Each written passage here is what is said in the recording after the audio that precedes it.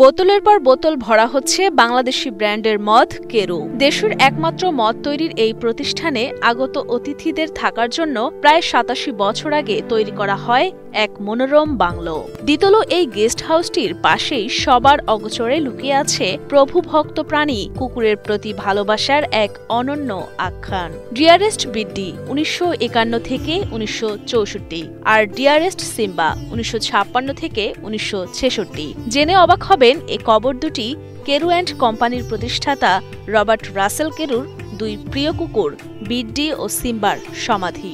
যখন আসে ইংরেজরা স্বামী স্ত্রী আসে তখন ১৯৩৮ সালে এখানে আসে, এসে এই বাংলো তৈরি করে।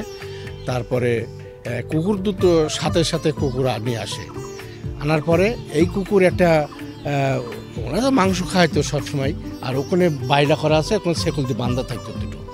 আর যখন মরে যায় তখন একটা ওখানে মাটি দেয় প্রথম, তারপর দ্বিতীয়টাও আবার এখানে এসে মারা যায়, ওখানে মাটি দিয়ে থুই যায়। ওই শালও আছে ওখানে। ১৯৩৮ সালে ব্রিটিশ নাগরিক রবার্ট রাসেল কেরু চুয়াডাঙ্গার দর্শনায় নিজ নামে প্রতিষ্ঠা করেন কেরু অ্যান্ড কোম্পানি। ঔষধ ও অ্যালকোহল উৎপাদনের পাশাপাশি শুরু করেন খামারে আখ চাষ।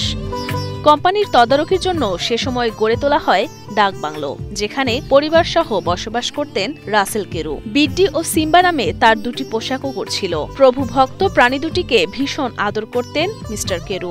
এই বিশাল সম্পত্তি দেখভাল এবং কেরুর উৎপাদন বিষয়টাকে নিজ দৃষ্টিতে রাখবার জন্য কেরুর মিলের পাশেই একটি চমৎকার বাংলো তিনি স্থাপন করেন এবং এই বাংলোতেই তিনি সপরিবারে বসবাস করতেন এবং এই ফসল দেখাশোনা এবং রাত্রে যাপনের সময় তার সঙ্গী হিসাবে তার দুটি কুকুর ছিল।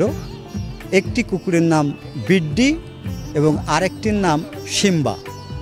বিড্ডা কুকুরটি সারা রাত ধরে তার বাংলো পাহারা দিত এবং দিনমানে তার সার্বিক নিরাপত্তা রক্ষী হিসাবে গুরুত্বপূর্ণ ভূমিকা পালন করত। ১৯৬৪ সালে বিড্ডি মারা গেলে রাসেল কেরু প্রিয় কুকুরটিকে ফুলের বাগানে সমাহিত করেন এবং স্মৃতিফলক বসান।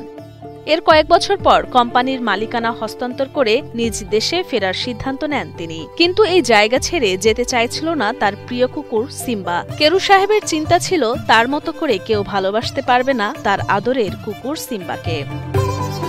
আর তাই চলে যাওয়ার আগে সিম্বাকে নিজ হাতে গুলি করে শায়িত করেন বিড্ডির পাশেই। বসান আরও একটি স্মৃতিফলক, ডিয়ারেস্ট সিম্বা। সিম্বার বিষয়টি অত্যন্ত হৃদয় বিদারক। তিনি কুকুরটিকে দেশে নেওয়ার প্রথম চিন্তা ভাবনা করেছিলেন, কিন্তু সকল চিন্তা তার ব্যর্থ হলে তিনি মনে করেছিলেন যে আমি যদি কুকুরটিকে এদেশে রেখে যাই তাহলে আমার মতো আমার পরিবারের সদস্যের মতো এই সিম্বাকে কেউ আদর যত্নে রাখবেন না। তাই তিনি একটি নির্মম সিদ্ধান্ত গ্রহণ করেছিলেন।